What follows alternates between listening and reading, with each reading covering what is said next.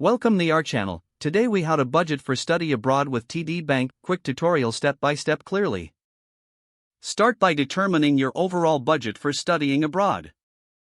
Research the total costs involved in your chosen destination. This includes tuition, accommodation, food, travel, and personal expenses. Identify any funding sources you may have.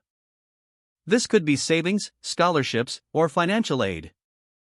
Next, open an online or in-person account with TD Bank. Consider a student checking or savings account for your needs. Once your account is set up, deposit any available funds. Now, break down your budget into categories. Allocate specific amounts for each category like housing or travel.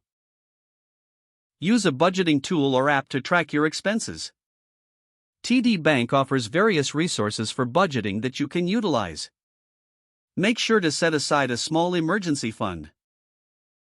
Regularly review your spending to ensure you stay on track. Adjust your budget as necessary if your plans or expenses change. Keep an eye out for additional costs, like health insurance abroad. Finally, prepare for currency conversion if you're traveling to another country. This will help you avoid unexpected financial surprises while abroad. If the page does not load, refresh the browser or try again in a private or incognito window. Make sure you are using the correct email address, then retype it carefully to avoid small typos.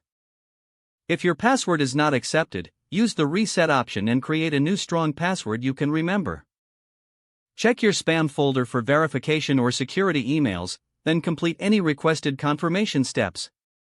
Enable two-factor authentication if available to improve account security and reduce unauthorized access risk. After signing in, review your profile details so your contact information and settings are accurate and current. If you see an error message, note it down and try again after restarting your device and internet connection. Log out when you finish, especially on shared devices, to keep your account and payment information secure. If the page does not load, refresh the browser or try again in a private or incognito window.